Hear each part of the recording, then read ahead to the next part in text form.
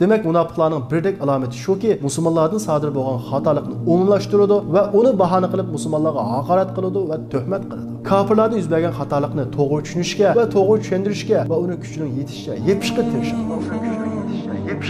Bir odam Allohning savobiga badal tilashga, Alloh yo'lida jafo tortishga va shahidlikka boshqalarni qiziqtirib, o'zi keyniga chiqinsa, bu u odamning samimiyatsizligini bildiradi. Peygamberimiz Muhammed aleyhisselam hicretinin 2. yılı 6. ayda, yani Cumadil ahir ayda maxsus muhacirlardan 150 kişilik qo'shin hazırlab, Mekke'den Şam'a yo'lga chiqqan Mekke müşriklerinin So'da karvanının oldini to'sish uchun avatidi. Lekin qo'shin u yerga berishdan burun Mekke müşriklerinin So'da karvani Şam'a yetib berib oladi. Shunda qilib qo'shin karvan bilan uchrasha olmay qaytib keladi. Peygamberimiz Muhammed aleyhisselam istixbarat a'zolarini u yerga o'rlashtirib, u karvan Mekke'ga qaytish yo'lida xabar qilishini topalaydi. Bir qancha kun o'tgandan keyin Kuruz ibn Jabir ismli bir Mekkelik mushrik Medina xalqining chorvalariga hujum qilib, bulan talan qilib, ularning chorvalarini elib ketganlik xabari Peygamberimiz Muhammed aleyhisselamga yetib keladi. Peygamberimiz Muhammed aleyhisselam bu xabarni anglab, jiddiy qo'shin tashkillab, uning keyinini qo'g'laydi. Lekin qo'shin Safvan degan yog'icha uning keyinini qo'g'lab borgan bo'lsa-mu, u mushrik Mekke'ga kirib oladi. Shu yili 7. ayda, ya'ni Rajab oyida Peygamberimiz Muhammed aleyhisselam Abdullah ibn Jahsh ismli sahobini bosh qilib, 12 nafar sahobini yo'lga soladi va Abdullah ibn Jahshga xat tutqizib, sen 2 kun yo'l yurgandan keyin xatni yechib o'qi, uningdan keyin xatni degani bo'yicha harakat qil deydi. Abdullah ibn Jahsh yo'lga chiqib, Peygamberimiz Muhammed aleyhisselam degandek 2 kun yo'l yurgandan keyin xatni ochadi. Xatda sen bu xatni o'qigandan keyin Mekke bilan Toifning oraliqidagi Naxla degan joyga berib, Mekke mushriklarining harakatlarini kuzatgin deb yozilgan edi. Bu vaqtda Mekkening atrofiga berish nihoyat xatarlik ish bo'lg'achqa, Abdullah ibn Jahsh hamrohlariga xatdagi mazmunni yetkazadi va ularga shahid bo'lishni xohlaganlar men bilan manglar, xohlamaganlar qaytib ketinglar, men boraman deydi. 12 nafar hamrohining hammasi Abdullah ibn Jahsh bilan mangadi. Shunday qilib Abdullah ibn Jahsh bir qancha kun yo'l yurgandan keyin Toifning Naxla degan yeriga keladi. Ular u yerga borgan vaqtida Mekke mushriklarining Toifdan quruq uzum tushayotgan karvoni ularning yenidan o'tadi. Ular karvonni ko'rib, bu bizga zulm qilgan Mekke mushriklarining karvoni ekan, buning qo'l salaylimi, samaylimi deb bir oz talash qilgandan keyin oxiri karvonga qo'l solishni qaror qiladi. Shunday qilib Abdullah ibn Jahsh va 12 nafar hamrohi bu karvonga qo'l soladi va karvonni qo'dab menayotgan bir nafar mushrikni o'ldiradi, 2 nafar mushrikni asir oladi va bir nafar mushrik qochib ketadi. Karvondagi oshuzliqlarning hammasini Madinaga qaytarib keladi. Bu vaqt Rajab oyi bo'lib, Rajab oyida urush qilish arablarning jahiliyat davrida nihoyat yomon ko'rilgan ish edi. Abdullah ibn Jahsh qaytib kelgandan keyin Peygamberimiz Muhammed aleyhisselam bo'lgan ishlarni anglab nihoyat xafa bo'ladi va Abdullah ibn Jahshga qayib, "Men sizlarni urush qilish uchun avatmagan edim-ku" deydi. Shundaqla ular olib kelgan ashuzuq va asirlarning hech qaysini qabul qilmay to'xtatib qo'ydi. Bu hodisa Mekkadagi mushriklar va Madinadagi munofiqlar uchun nihoyat cho'ng bayram bo'ladi. Musulmonlarning obrazini tushirish va ularni qarlash uchun 4 ko'z bilan kutayotgan munofiqlar ko'chaga chiqib, Muhammadning hamrohlari urush harom qilingan oyda boshqalarni o'ltiribdi deb kuchab tashviq qilish orqali Peygamberimiz Muhammed aleyhisselamga oz bo'lmagan besimlarni keltirdi. Shundaqla ular Peygamberimiz Muhammed aleyhisselamning yuragini siqish uchun Peygamberimiz Muhammed aleyhisselamning oldiga kelib, "Ey Muhammad, urush harom qilingan oyda urush qilsa bo'lamdi, bo'lmamdi?" deb so'raydi. Ular bu orqali azoblanayotgan Peygamberimiz Muhammed aleyhisselamning yuragini texmi azmakchi bo'ladi. Bu vaqtda Alloh taolo tövendagi oyatni nozil qiladi. "Yas'alunaka 'anil shahril haram qitalin fihi قل قتال فيه كبير وصد عن سبيل الله وكفر به والمسجد الحرام وإخراج أهله منه أكبر عند الله والفتنة أشد من القتل." Ey Muhammed, ular sizden urush haram qilingan oy to'g'riliq so'rab keladi. Ularga aytingki, urush haram qilingan oyda urush qilish cho'ng gunoh. Alloh yo'ldan tusish, Allohni inkor qilish, Masjidil Haromdan musulmon bo'lganlarni tusish va musulmon bo'lganlarni yurtidan qo'g'lab chiqarish Allohning nazarida urush haram qilingan oyda urush qilishdan cho'ng gunohdir. Wal fitnatu ashaddu min al-qatl. Taqitish, odam o'ldirish harom qilingan oyda urush qilishdan cho'ng gunohdir deydi. Alloh taolo yuqorqi oyatda o'ziga ishongan musulmonlar bilan o'zini inkor qilgan kofirlar o'rtasida adolat bilan hukm chiqargan. Ya'ni urush harom qilingan oyda urush qilish cho'ng gunoh, Alloh yo'ldan tusish, Allohni inkor qilish va Masjidil Haromda musulmon bo'lganlarni tusish va kishilarni musulmon bo'lganlik uchun yurtidan qo'g'lab chiqarish Allohning nazarida urush harom qilingan oyda urush qilishdan cho'ng gunoh va bu hodisani bahona qilib turib musulmonlarga tuhmat qilish, ularning obrazini tushirish, ya'ni fitna qilish, urush harom qilingan oyda urush qilishdan cho'ng gunoh deydi. Qarab baqadigan bo'lsak, munofiqlarning musulmonlarga hujum qilish usuli bugungi kunimizda hech qachon o'zgarmagan. Masalan, bugungi kunimizda musulmonlarning birasidan biri xatolik o'tkazib salsa, bu ish munofiqlar uchun nihoyat cho'ng bayram bo'ladi. Munofiqlar bu ishni bahona qilib musulmonlarga yog'dirmagan tuhmatlari va qilmagan haqoratlari qolmaydi. Agar mushu xatolikning o'zi kofirlardan sodir bo'lsa, munofiqlar uni to'g'ri tushunishga va yepishga tirishadi. Demak, munofiqlarning birdek alomati shuki, musulmonlardan sodir bo'lgan xatolikni umumlashtiradi va uni bahona qilib musulmonlarga haqorat qiladi va tuhmat qiladi. Kofirlarning yuz bergan xatolikni to'g'ri tushunishga va to'g'ri tushuntirishga va uni kuchining yetishiga yepishga tirishadi. Ammo musulmonlardan sodir bo'lgan xatolikni aslo to'g'ri tushunmaydi. Shu orqali musulmonlarni cheqib olmasa, ularni haqoratlamasa, qalbi arom topmaydi. Payg'ambarimiz Muhammad alayhissalom Abdullah ibn Jahsh qo'shini elib kelgan uzuqlar va asirlarning hammani Makkaga avatidi. Shundaqla o'ldirilgan mushriklarning xun to'limini avatidi. Makkadagi mushriklar bu hodisadan keyin texi va hadidni eshib, biz ularni Madinaga berib qirib tashlaymiz deb Payg'ambarimiz Muhammad alayhissalomga tahdid soladi. Shu yili Sha'ban oyida, ya'ni hijratning 8-oyida Alloh taolo oyat tushirish orqali musulmonlarning qiblasini Masjidul Aqsodan Ka'ba Baytullohga yo'tkaydi. Shundan boshlab musulmonlar Masjidul Aqsoga emas, Ka'ba Baytullohga qarab namoz o'qishni davomlashtiradi. Munofiqlar bu ishni bahona qilib azroq fitna taqib baqadi va iymonda ojiz musulmonlarni shubhiga tashlaydi. Bu orqali yana bir qism munofiqlar oshkor bo'ladi. Shundaqla bu oyda, ya'ni hijratning 2-yili 8-oyida, ya'ni Sha'ban oyida Ramazon rusi farz qilinadi. Ramazon oyida, ya'ni hijratning 9-oyida istixborot a'zolari bo'lgan Talhat ibn Ubaydullah va Sa'id ibn Zayddan Makka savdo karvonlarininki Shamdan Makka qaytganlik xabar yetib keladi. Bu savdo karvoni bo'lsa Makka mushriklarining iqtisodiy jon tumuri bo'lib, 1000 tugiga 50 ming dinar qimmatidagi mollar besilgan edi. U vaqtdagi 50 ming dinar bugun kunimizdagi 212 tonna oltinning qimmatiga to'g'ri keladi. Bu karvonning oldini to'sish musulmonlarning haqqi bo'lib qolmay, mushriklarning savdo jon tumurini uzib tashlaydi. Shundaqla Makka mushriklarining Madinaga hujum qilishni kechiktiraydi. Payg'ambarimiz Muhammad alayhissalom bu fursatni ching tutib, sahobalarga karvonning oldini to'sish uchun tayyorlanishga buyurdi. Ammo musulmonlarning hammasiga umumyuzlik urush safarbarligi e'lon qilmaydi. Ularga tayyorlar, chiqqusi bola tayyorlansin deydi. Chunki bu karvonni faqat 40 nafar odam qo'dayotgan bo'lib, unchalik cho'ng tayyorlik qilish ketmaydi. Payg'ambarimiz Muhammad alayhissalomning kuyovli Hazrat Osman bu urush uchun tayyorlangan vaqtida qizi Ruqiya kasal bo'lg'achqa Payg'ambarimiz Muhammad alayhissalom sen Ruqiyaga qarag'in deb uni urushga chiqishni to'sidi. Shunda qilib Makka mushriklarining savdo karvonining oldini to'sish uchun 313 nafar sahoba hozir bo'ladi. Ularning 83 nafari muhojirlar, qolganning hammasi ansar sahobalar edi. Ya'ni qo'shinning ko'p qismini ansar sahobalar tashkil qiladi. Payg'ambarimiz Muhammad alayhissalom muhojirlarning bayrog'ini Hazrat Aliga, ansarlarning bayrog'ini Sa'id ibn Muazga va qo'mondonlik bayrog'ini Mus'ab ibn Umayrga tutqizib, o'zi bosh olib Madinadan 160 kilometr yiroqlikdagi Badr degan yerga qarab mangadi. Badr bo'lsa, savdo karvonlari Shamdan Makkaga berishda o'tadigan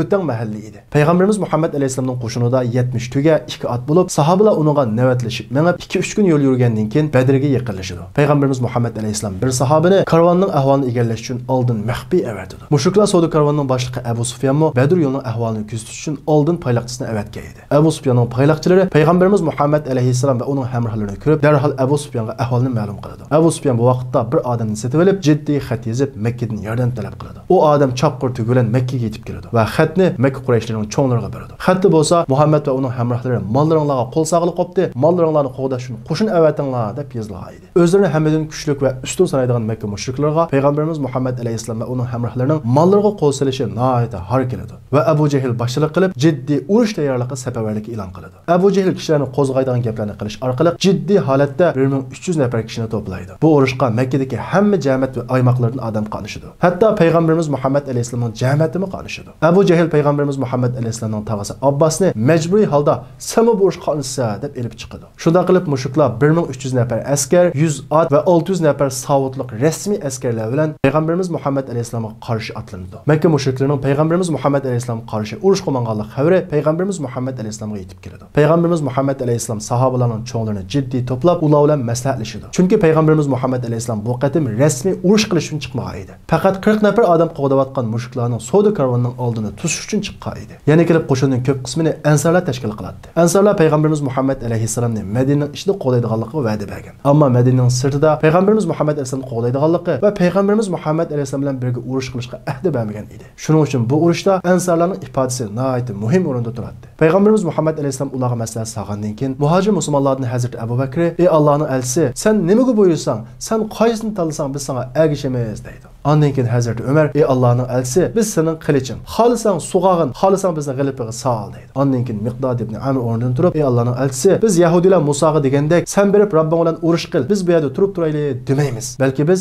sen Robbing bilan urush qilgin, biz sen bilan urush qilamiz deymiz" deydi. Payg'ambarimiz Muhammad alayhissalom muhojirlarning ifodasini anglagandan keyin ularning ifodasini madhiyalaydi. Ammo Payg'ambarimiz Muhammad alayhissalomning kutgani muhojirlarning ifodasidan bakrak ansarlarning ifodasi edi. Chunki deganimizdek, bu qo'shinning ko'p qismini ansarlar tashkil qiladi. Ansarlarning boshlig'i Sa'id ibn Muaz Payg'ambarimiz Muhammad alayhissalomning ifodasiga qarab: "Ey Allohning elchisi, sen bizning ifodamizni kutayotganda qilsa, biz seni rost payg'ambar deb sana ishondik, sana ergashdik. Sen bizni Qizil dengizga boshlasangmi, biz sening keynidan mangamiz. Sen xotirjam bo'lib yo'lingni davom qilgin, biz sen bilan birga" deydi. Payg'ambarimiz Muhammad alayhissalom alayhissalom Said ibn Muazning gapini anglagandan keyin nihoyat suyunib ketadi va sahobalarga men mushriklarning o'lib ketganligini ko'rgandek bo'ldim deydi. Ondan keyin payg'ambarimiz Muhammad alayhissalom qo'shinni qaytaretga soladi va qo'shinning orasidagi yosh kichiklarni tanlab ularni qaytarib o'tadi. Qo'shin ichida Umar ibn Abi Waqqas ismli shahodat mastonasi bir bola bo'lib, u payg'ambarimiz Muhammad alayhissalomni qo'shinning ichidan kichiklarni tanlab qaytarib o'tganligini ko'rib, menimi kichikkan deb tanlab o'tib qolmasin deb qilichni osmay turadi. Shundaqla putini tiklab igiz qilib turadi. Chunki u qilichini assa qilichining uchi yerga tegib qoladi-da, payg'ambarimiz Muhammad alayhissalom uning kichikligini ko'rib, qaytarib o'tishidan ansiraydi. U yoshi kichikligi sababli tanlab ketmaslik uchun shuncha tirisimi payg'ambarimiz Muhammad alayhissalom uning oldiga kelib, uni qaytarib o'tish uchun tanlaydi. U payg'ambarimiz Muhammad alayhissalomga yig'lab turib, "Ey Allohning elchisi, meni bu urushga qatnashib qo'ysang" deb yolvorib turib oladi. Payg'ambarimiz Muhammad alayhissalom uningdagi shahodat ishqini ko'rib, uni chaqirib, uni urushga qatnashga yo'l qo'ydi. Mushriklarning savdo karvonining boshlig'i Abu Sufyan payg'ambarimiz Muhammad alayhissalomning qo'shinidan qochib, Badr yo'li bilan mangmay, Qizil dengiz sohilini bo'ylab, Qizil dengiz bo'yicha o'tib, payg'ambarimiz Muhammad alayhissalomning qo'shinidan sog'-salomat o'tib oladi. Va o'zining payg'ambarimiz Muhammad alayhissalomning qo'shinidan sog'-salomat o'tib ketganligiga ko'z yetgandan keyin Makka mushriklariga xat yozib, "Endi kamsanglarmi bo'ladi? Men Muhammad va uning qo'shinidan qutuldim" deb xat avatadi. Makka mushriklari Abu Sufyanning xatini yo'l ustida topshirib oladi. Abu Jahl xatni o'qigandan keyin, "Yo'q, biz chekinmaymiz. Biz ular bilan urush qilamiz. Bo'lmadi degan taqdirdami, ularning yurtiga borib o'zimizning hayosini ko'rsatib qo'yib qaytib kelamiz" deydi. Ammo mushriklarining bir qism cho'nglari, "Bo'ldi, bu urushni qilmayli. Mollarimiz sog'-salomat o'tib ketibdi" deydi. Ammo Abu Jahl qat'iy qarshi turib, "Mushundaq ahonatga qarab turamsizlar" deb kishilarni qo'zg'atilgan gaplarni qiladi. Shunday qilib mushriklar qo'shini ichida bu urushni qilamiz, qilmaymiz deb da'tirash yuz beradi. Bu vaqtda Abu Jahl Abdullah ibn Jahsh tarafidan o'ldirilgan mushrikning qarindoshining yoniga borib, "Qara, sening qarindishingni o'ldirgan qotillarga urush qilmayli" deb atadi deb uni kushkirdi. Shuning bilan u mushriklarning orasiga chiqib, "Voy qarindishim, sening qavm qarindoshing sening qisosini olmaydigan o'xshaydi" deb nolib faryod qilishga boshlaydi. Shuning bilan mushriklarning g'urur qaytadan qo'zg'alib, musulmonlarga qarshi urush qilishga otlanadi. Lekin 300 nafar mushrik "Biz urush qilmaymiz" deb qaytib ketadi. Shunday qilib 1000 nafar mushrik payg'ambarimiz Muhammad alayhissalom va uning qo'shiniga urush qilish uchun yo'lni davom qiladi. Abu Sufyan bo'lsa savdo karvonini Qizil dengiz bo'yicha boshlab, sog'-salomat Makkaga elib berib oladi. Musulmonlar qo'shini Badr kelib urlashgandan keyin payg'ambarimiz Muhammad alayhissalom Hazrati Ali va Zubayr ibn Avvomni atrofni kuzatib kelishga avatadi. Ular atrofni kuzatib, mushriklarning ikki sotishuvchisini tutib oladi va ularni payg'ambarimiz Muhammad alayhissalomning yoniga elib keladi. Payg'ambarimiz Muhammad alayhissalom ulardan "Soninglar qancha?" deb so'raydi. Ular "Bilmaymiz" deydi. Payg'ambarimiz Muhammad alayhissalom "Kunda qancha tugaysizlar?" deydi. Ular "Bir kuni 9, bir kuni 10 yeymiz" deydi. Payg'ambarimiz Muhammad alayhissalom "Undaqda soninglar 900 bilan 1000 atrofida ekan" deydi. Shundaqla payg'ambarimiz Muhammad alayhissalom ulardan "Qo'mondoninglar kim?" deb so'raydi. Ular qo'mondonlarning hammani bir-birlab sanab beradi. Payg'ambarimiz Muhammad alayhissalom sahobalarga qarab, "Makka sizlarga jigar parlarni, ya'ni eng yaramli kishilarni avatibdi" deydi. Ondan keyin musulmonlar qo'shini payg'ambarimiz Muhammad alayhissalomning yetaklishi bilan Badrdan yiroqroq bo'lgan bir quduqning yoniga tushadi. Bu vaqtda Ansar sahobalardan Hubbab ibn Munzir ismli bir sahoba payg'ambarimiz Muhammad alayhissalomning yoniga keladi va payg'ambarimiz Muhammad alayhissalomga "Ey Allohning elchisi, sizlar bu yerga o'zlarining rayi bilan tushdimi yoki Allohning vahiysi bilan tushdimi?" deydi. Payg'ambarimiz Muhammad alayhissalom "O'zimning rayi bilan tushdim" deydi. Hubbab ibn Munzir "Undaqda ey Allohning elchisi, bu yer urush qilishga muvofiq yer emas. Biz quduqni keynimiz qoldirib, quduqning oldi tarafiga tushaylik. Mushriklarning soniga, ularning suga ehtiyoji bo'ladi. Biz ularning suv manbasini uzvatsak, ularning jon tunini uzvatgan bo'lamiz" deydi. Payg'ambarimiz Muhammad alayhissalom Hubbab ibn Munzirning fikrini olgandan keyin "To'g'ri deding, shunday qilaylik" deb qo'shinni Hubbab ibn Munzir degan yerga olib boradi va Hubbab ibn Munzirning degani bo'yicha quduqlarning ko'p qismi keyniga oladi va oldi qismini qolganlarning hammasini ko'mdirib o'tadi va o'ziga yaqin yerga ko'l ko'lab, o'ziga yetarli sularning hammasini to'ldirib oladi. Qarab boqadigan bo'lsak, payg'ambarimiz Muhammad alayhissalom bu voqalikda Hubbabning fikrini "Men degan payg'ambar" deb rad qilmasdan qabul qildi.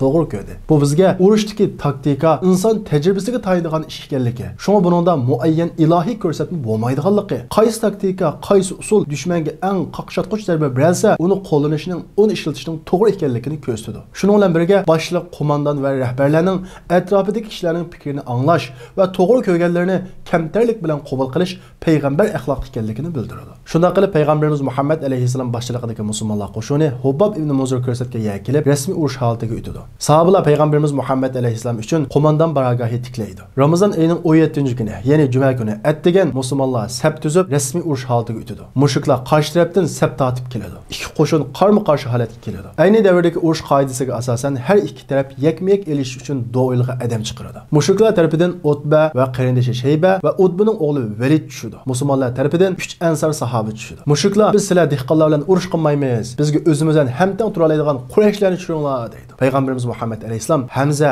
Ali va Ubaydullohga ishorat qilib, "Tushinglar" deydi. Qarab baqadigan bo'lsak, Habasistonga hijrat qilgandan boshlab badal to'laydigan, jon ketadigan va jafo tortadigan yerda Payg'ambarimiz Muhammad alayhissalom o'zi bo'lmasa o'zining qarindoshlarini eng avval safarbar qildi. Bu do'yilg'imi o'zining tog'isi bo'lgan Hamzani va tog'isining o'g'li bo'lgan Alini va tuqquni bo'lgan Ubaydullohni tushirdi. Chunki Alloh yo'lida badal to'lash Allohning savobiga erishtiradi. Allohning savobiga ishongan odam uningga eng avval o'zi va o'zining qarindoshlarini safarbar qiladi. Bir odam Allohning savobiga badal to'lashga, Alloh yo'lida jafo tortishga va shahidlikka boshqalarni qiziqtirib, o'zi keyniga chiqinsa, bu u odamning samimiyatsizligini bildiradi. Shunday qilib ikki tarafdagi yakma-yak elishish boshlanib ketadi. Hamza Shaybiga, Ubaydullah Utbiga, Utbining o'g'li Validga Hazrat Ali tushadi. Hamza birdamdala Shaybini yetishtirdi. Hazrat Ali mo Validni birdamdala o'ldirib o'tadi. Ammo Ubaydullah raqibi bilan elishib, ikkilisi yaralanadi. Shu vaqtdagi urush qoidasiga asosan ikki odam raqibini yengib bo'lgandan keyin uchinchi odamga yordam bersa bo'ladi. Shuningga asosan Hazrat Hamza va Hazrat Ali Ubaydullahga yordam berib, Utbini o'ldiradi. Hazrat Hamza va Hazrat Ali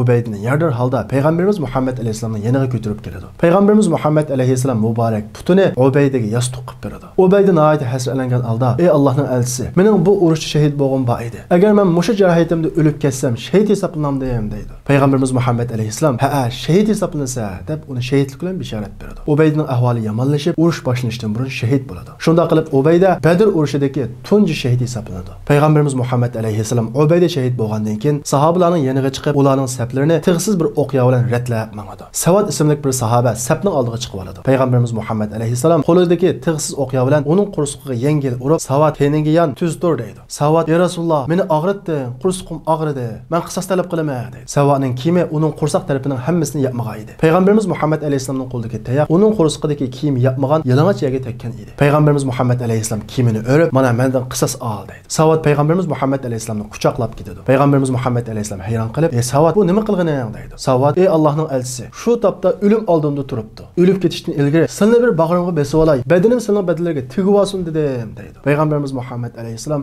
Savatning bu so'ygisidan nihoyat ta'sirlandi. Urush boshlangalı az qolgan edi. Payg'ambarimiz Muhammad alayhisolam chedirga kirib, ikki qo'lini egiz ko'tarib Allohga nihoyat qattiq eslib duo qildi. "Ey Alloh, menga va'da qilgan yordamingni ishga oshirgin. Agar sen bu jamoatga yordam qilmasang, yer yuzida sana ibodat qilgan hech kishi qolmaydi. Sen bularga yordam qilgin. Bizga kofirlarga qarshi nusrat ato qilgin" deb Allohga nihoyat eslib qattiq yig'lab duo qildi. Payg'ambarimiz Muhammad alayhisolam ikki qo'lini egiz ko'targanlikdan payg'ambarimizning to'ni dömbisidan tushib ketadi. Hazrat Abu Bakr payg'ambarimiz Muhammad alayhisolamning hech qachon bunda qattiq duo qilganini ko'rmagan edim deydi. Hatto Hazrat Abu Bakr payg'ambarimiz Muhammad alayhisolamning qattiq duo qilganligiga qarab, uning ichi og'rib, "Ey Rasululloh, o'zlarini tutasizlar, endi bo'ldi qislar" deb payg'ambarimiz Muhammad alayhisolamga tasalli beradi. Payg'ambarimiz Muhammad alayhisolam chedirdan chiqib, sahobalarni shahodatga qiziqtirdi. Shahidlar erishadigan savoblarni ularga bayon qildi va ularga qanday bir odam bir mushrikni o'ldirsa, o mushrikning qurol yarog'i va kiyim-kechaklari uning bo'ladi deydi. Ondan keyin payg'ambarimiz Muhammad alayhisolam mushriklar taraf qarab: "Ey Alloh, meni ko'rib turibsa, Qurayshlik mushriklar haddidan eshib takabburlik qilib son qarshilik ko'rsatmoqda. Sening payg'ambaringni yolg'onga chiqarmoqda. Menga va'da qilgan yordamingni ato qilgin" deb Allohga yana duo qildi. Ondan keyin payg'ambarimiz Muhammad alayhisolam sahobalarga Makkadagi vaqtida ozroq bo'lsa musulmonlarga yordam qilgan Abul Buxtari va tog'asi Abbosni o'ldirmaslikka buyurdi. Buningdan biz payg'ambarimiz Muhammad alayhisolamning naqadar vafodor inson ekanligini ko'ramiz. Kofir bo'lsa-mu, ozroq yordam qilgan bo'lsa, u urushda bo'lgan taqdirdami, uningga vafo qilish yuzidan uni o'ldirmaslikka buyurdi. Mushriklar hujumga o'tdi. Ular olg'a ilgarilab musulmonlarning o'qiyasining doirasiga kirgan vaqtida sahobalar payg'ambarimiz Muhammad alayhisolam urunlashtirgani bo'yicha ularning ustiga o'q yog'dirdi. Mushriklar davomli olg'a ilgarilab musulmonlarga yaqinlashgan vaqtida musulmonlar qilichlarini chiqarib dahshatli urush boshlanib ketadi. Shu vaqtda Umar ibn Humam ismli bir sahoba payg'ambarimiz Muhammad alayhisolamning yoniga xo'rmagan holda keladi va payg'ambarimizga: "Ey Allohning elchisi, agar men bu urushda o'lib ketsam, jannat kiram" deydi. Payg'ambarimiz Muhammad alayhisolam: "Albatta jannat kirsa" deydi. Umar bu gapni anglagandan keyin: "Men hozir urushib o'lsam, shahid bo'lib jannat kiradigan tursam, yana xormayib bu yerda vaqtimni zoya qilib nima qilaman?" deganicha urush qaynamaga o'zini atadi. Urush qattiq avjiga chiqqan vaqtida ikki ansor yigit Abdurrahman ibn Avfning yoniga keladi. Bu ikki yigit xuddi birsidan bir gapni yushirayotgandek Abdurrahman ibn Avfdan: "Ey tog'a, bizga Abu Jahlni ko'rsatib qo'ysang" deydi. Abdurrahman ibn Avf har ikkilisiga Abu Jahlni qanday qilasizlar deb so'raydi. Har ikkilisi biz payg'ambarimiz Muhammad alayhisolamga Makkadagi vaqtida Abu Jahlning ig'ir zulm saqlanligini anglaydi. Shuning uchun biz Abu Jahlni o'ldirishga ahd qildik. "Ya uni bilan urushib uni o'ldiramiz yoki uning qo'lida o'limiz" deydi. Abdurrahman ibn Avf men şu urush qaynimida bu ikki yigitning gapini anglab o'zimni nati bexatar his qilib ketdim deydi. Ondan keyin Abdurrahman ibn Avf ularga ani shu Abu Jahl asho deb ko'rsatib qo'ydi. Bu ikki yigit o'qdek etlib berib Abu Jahlga tan qilish soladi. Abu Jahl etning ustidan mollaq etib yiqiladi. Mushuklarning qo'mondoni Abu Jahlning otning ustidan mollaq etishi bilan dushman qo'shinining hayvisi yerga uriladi. Bu urush islomning istiqbolidagi hal qilg'ich urush bo'lg'achqa musulmonlar butun jasoratlarini ko'rsatib urush qiladi. Hazrati Hamza va Hazrati Umarmo nayt batullik bilan urush qiladi. Mushu paytda payg'ambarimiz Muhammad alayhisalom ustiga Saud kelgan holda Chedrisning qilishini chiqargan holda mushuklar chuqur mag'lub bo'ladi, musulmonlar g'alaba qiladi deb urush qaynamaga o'zini atadi. Payg'ambarimiz Muhammad alayhisalomning urush qaynamaga tushganini ko'rgan sahobalarning jasorati qaytadan jonlanadi. Shuning bilan mushuklarning saflari o'ngtay-to'ngtay qilib taraf-tarafga qochadi. Abu Jahl otning ustidan yaranib tushgan bo'lib, u Abdullah ibn Mas'udning quliga tushadi. Abdullah ibn Mas'ud uning soqolidan tutib dushkanlab, "Ey Allohning dushmani, xo'p bo'ldimi?" deydi. Abu Jahl yana haqavlacha, "Nima xo'p bo'ladi? Sen hayotingda menchilik odamni o'ltirib boqqanmiding? Kashki men sendek dehqonning qo'lida o'lgucha, yaramliqroq bir odamning qo'lida o'lsam-chu?" deb Abdullah ibn Mas'udni jon halqumiga kelgan vaqtida yana kamsitdi, yana hiqir ko'rdi. Abdullah ibn Mas'ud uning bo'ynini uzib, uning kallasini payg'ambarimiz Muhammad alayhisalomning oldiga kelib tashlaydi. Payg'ambarimiz Muhammad alayhisalom "Mana bu mushu ummatning, ya'ni musulmonlarning firavni" deydi. Abdullah ibn Mas'ud dehqonchilik qiladigan, shundaqla o'zining cho'g'i uruq ojiz sahoba edi. Lekin uningdagi iymoniy kuch-quvvat Makka mushriklarining eng katta ishi bo'lgan Abu Jahlning kallasini olalaydigan holatga keltirgan. Abdurrahman ibn Avf Makkada Bilalga nayt ig'ir zulmlarni sağan Bilalning xo'jayini Umay ibn Xalifni asirga olib oladi va uni payg'ambarimiz Muhammad alayhisalomning qashiga "Apirma, hech qaysinglar chiqilmanglar" deb atrofdan sahobalarni to'sib turdi. Shundaq paytda Bilal uni ko'rib qilib, yugurib berib, qilich silib Umay ibn Xalifni o'ltirib etdi. Bo'yniga og'am silib Makkaning ko'chlarida kichik bolalarga tutqizib qo'ysa, shuningga qarshilik bildirilmaydigan, shu darajada ruhiyati o'lib ketgan Bilalni islom dini shu darajada tirildirganki, uning zulm qilgan xo'jayinni to'sib turishiga unimay qilich silib o'ltirib etgan. Mana shuningdek biz islomni haqiqiy ma'nosi bilan tushungan vaqtimizda islom bizga tirik ruh ato qiladi. Bu urushda musulmonlarning soni 313 nafar edi. Ya'ni mushriklarning sonidan 3 hassa az edi. Alloh taolo Qur'on Karimda bu urushda musulmonlarga 3000 farishtadan yordam berganligini tilga oladi. Demak, musulmonlar qo'ldan kelgan ishlarni hammani qilgan vaqtida Allohning yordami mana shuningdek cho'qim keladi. Bu urush musulmonlarning zolimlarga qarshi Alloh yo'lida elib borgan ko'rishi bo'lib, musulmonlarga qarshi zolimlarning sepidan o'rin olguchi, dadasi, tog'isi, hatto bir tuquni bo'lgan taqdirdami ular o'ldirilgan edi. Shunda qilib bu urush bir qancha soat davomlashgandan keyin musulmonlarning g'alabasi bilan bu urush oxirlashadi. Mushriklarning 70i o'ldirildi. 70i asir elinadi. Qolganlarning hammasi qochadi. Musulmonlardan 14 nafar sahoba shahid qilinadi. Ularning 8i ansarlardan, 6si muhojirlardan edi. Bu urush musulmonlarning mavjudligini tiklashda va sha'nu shavkatini atrofga anglashda nihoyat muhim rol o'ynaydi. Shundaqla musulmonlarning siyosiy kuchini hassilab oshiradi. Musulmonlar g'alaba bilan Madinaga qaytadi. Madinaga yaqinlashgan vaqtida Madina aholisi yo'lning ikki tarafiga tizilib, naqsh o'qib qizg'in qarshi oladi. Bu urushda payg'ambarimiz Muhammad alayhisalomning tog'asi Abbas, shundaqla payg'ambarimiz Muhammad alayhisalomning cho'ng qizining yo'ldoshi Abul As, ya'ni kuyovli, shundaqla Hazrat Alining qon qarindoshi Uqaylma asirga ilingan edi. Payg'ambarimiz Muhammad alayhisalom bu sholliq g'alaba bilan nihoyat xushal kayfiyatda Madinaga kirmayla qiz Ruqiyaning vafot topganlik xabarini anglaydi va uning uchun nihoyat qayg'uradi. Hazrat Osman Ruqiyaga qarash uchun bu urushga chiqilmagan edi. Shuning uchun Hazrat Osmonga bu urushdagi g'animatlardan bir ulush beradi. Payg'ambarimiz Muhammad alayhisalom asirlarni sahobalarga tarqitib beradi va sahobalarga asirlarga yaxshi muomala qilishni tapilaydi. Sahobalar asirlarga payg'ambarimiz Muhammad alayhisalom degandek yaxshi muomala qiladi. Buning natijasida 70 nafar asirning ko'pinchisi sahobalarning ular qilgan muomalasi tufayli musulmon bo'ladi. Payg'ambarimiz Muhammad alayhisalom asirlar haqida Hazrat Abu Bakr va Hazrat Umarga maslahat sanadi. Hazrat Abu Bakr: "Ey Rasululloh, bularning ko'pinchisi bizning tuqqanlarimiz, tog'alarimiz, qarindoshlarimiz. Shunga bularni to'lab olib qo'yib o'taylik. Alloh ularni keyincha hidayat qilib qolsa ajab emas" deydi. Ondan keyin payg'ambarimiz Muhammad alayhisalom: "Ey Umar, sen qanday qaraysan?" deydi. Hazrat Umar: "Ey Rasululloh, men bu ishga Abu Bakrga o'xshash qaramayman. Mening asirlar haqidagi qarashim shuki, sen menga palani tuqqunimni ber. Men uni o'zim o'ltiray. Hamzaga qarindoshi Abbosni ber. Uni u o'ltirsin. Aliga qarindoshi Uqaylni ber. Uni Ali o'ltirsin. Shunda qilib biz bu orqali dillarimizda zolim mushriklar qarta hech qanday moyillik yo'q ekanligini Allohning oldida isbotlagan bo'lamiz" deydi. Payg'ambarimiz Muhammad alayhisalom har ikkilasining fikrini anglab bo'lgandan keyin: "Ey Abu Bakr, sen Ibrohimga o'xshaysan. Ibrohim: Ey Alloh, butlar nurg'un kishilarni ozdirdi. Kimki menga agashsa, u mening dinimnidir. Kimki menga osilik qilsa, sen uni mag'firat qilishga va uningga marhamat qilishga qodirdirsan" degan edi. Ondan keyin Umarga: "Ey Umar, sen Musoga o'xshaysan. Muso zolimlar haqida: Ey Allah zalimlarning mol mulkini yo'q qilib etgan. Ular sana iymon etmaganlik uchun qattiq azobni ko'rsin degan edi. Lekin payg'ambarimiz Muhammad alayhissalom asrlarni Hazrat Abu Bakrning fikri bo'yicha to'lab elib qo'yib berishga. To'laydigan bir narsa yo'qlarninki 10 nafar savodsiz o'smirning savodini chiqarib qo'yish badaliga quyib etish hukmini chiqaradi. Biz bundan payg'ambarimiz Muhammad alayhissalomning naqadar mehribon va shafqatli, shundaqla ilm ma'rifatga naqadar hirismand zot ekanligini ko'rib olamiz. Makka mushriklari mag'lubiyat bilan qaytgan bo'lsa-mu, yana hakavorlarcha o'lgan odamimizga yig'lashqa bo'lmaydi. Shundaqla asrlarimizni hech qaysimiz pul tilab qutuldirmaymiz. Urushib ularni mag'lub qilib qutuldiramiz deb e'lon qiladi. Lekin asrlarning tuqqanlari maxfiy holda pul avatib asrlarni bir-birlab qutuldirib ketadi. Asrlar ichidan pulusi yo'q yoki savod yo'qlarni payg'ambarimiz Muhammad alayhissalom hech narsa olmay qo'yib etadi.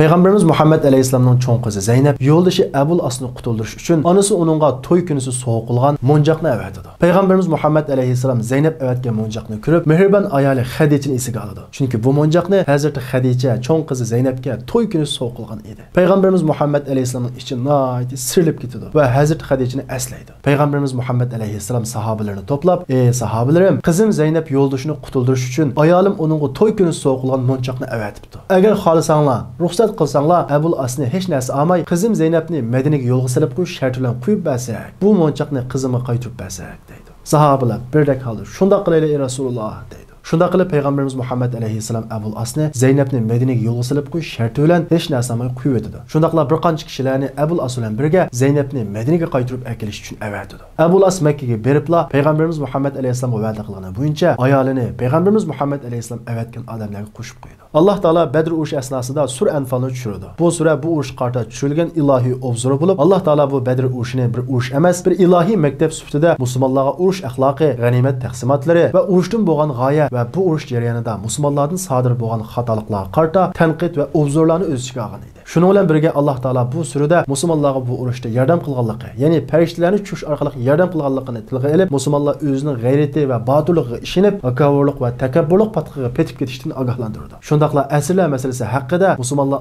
ojiz vaqtida Umarning fikri bo'yicha ish qilishning to'g'ri ekanligini o'ttirib qo'ydi. Alloh taolo bu haqda "Ma kana linabiyyi an yakuna lahu athra hatta yuthqina fil ard turiduna aradud dunya wallohu yuridul akhirah." Payg'ambarga mushriklar kuchini yo'qotib, islomga kuch-quvvat bermay turib, ya'ni musulmonlar kuchlanmay turib, bundaq holatda asrlardan to'lam elib qo'yib berishi loyiq emas edi. Sizlar dunyo manfaatini ko'zlaysizlar, Alloh taolo bo'lsa oxirat manfaatini ko'zlaydi. Alloh g'olibdir va hikmat bilan ish qiluvchidir deydi. Bu oyat tushgandan keyin payg'ambarimiz Muhammad alayhissalom agar bu xatoligimiz tufayli Alloh taolo bizni jazolagan bo'lsa edi, Hazrat Umardan boshqa hech qaysimiz Allohning azobidan saqlanmagan bo'lardi deydi. Payg'ambarimiz Muhammad alayhissalom Badr urushidan Ramazonning 27-kunisi qaytib kelibla arablarning ilgirki bayramlarining hammasini amaldan qoldirib, ro'za hayitni yo'l qo'ydi. Ya'ni Ramazon oyi chiqib ketgandan keyin Shavvol oyining tunji kunini ro'za hayit deb e'lon qildi. Ramazonning 29-kuni esa musulmonlarga zakatul fitr, ya'ni sadiqa fitri farz qilinadi. Ya'ni hijraning 2-yili Ramazonning 27-kuni ro'za hayit e'lon qilinadi, 29-kuni sadiqa fitr yo'l qo'yiladi. Yuqorqi Badr urushidan biz elishga tegishli va o'rganishga tegishli darslar: birinchisi, Alloh yo'lidagi kurashda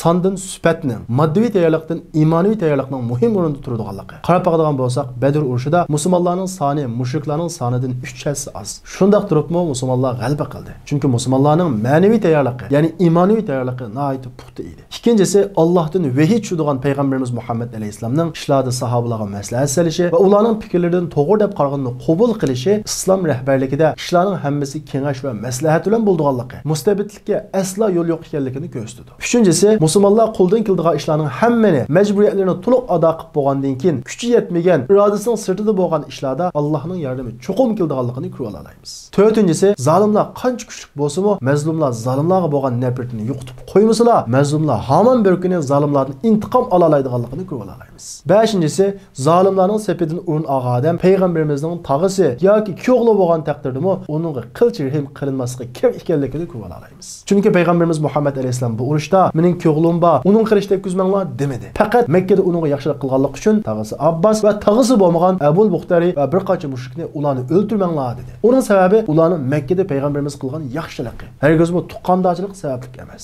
Shuning uchun zolimlarning sepidan o'rin oluvchi kim bo'lishidan qat'iy nazar uningga qilchi rahim qilinmaydi. Badr urushi musulmonlarning Madinadagi siyosiy o'rnini yuksaltirib qolmay, atrofga sha'nu shavkatni anglatdi. Shundaqla diniy jihatdan yuksaltirdi. Taraf-tarafdan musulmon bo'lganlar ko'payishga boshlaydi. Hatto munofiqlarning kattavishi Abdullah ibn Ubaymo payg'ambarimiz Muhammad alayhissalomning yoniga kelib, "Ey Allohning elchisi, men musulmon bo'ldim" deb, garchi qalbida musulmon bo'lmasa-mu, payg'ambarimiz Muhammad alayhissalomga musulmon bo'lganligini aytdi. Lekin islomga bo'lgan o'chmanligi, musulmonlarga bo'lgan dushmanligi emanligini qalbida maxfiy tutadi va fursat kutadi. Musulmonlarning bunday yuksalishi Madinadagi yahudiylar, munofiqlar va Makkadagi mushriklarga og'ir tahdid elib keladi. Shuning uchun ular musulmonlarga qarata keng ko'lamli urush qo'zg'ash uchun jiddiy to'plandi. Ular musulmonlarga qanday urush qiladi, urushning natijasi qanday bo'ladi? Bu haqdagi tafsilotlarga qiziqsanglar, diqqatinglar keladi dersimiz.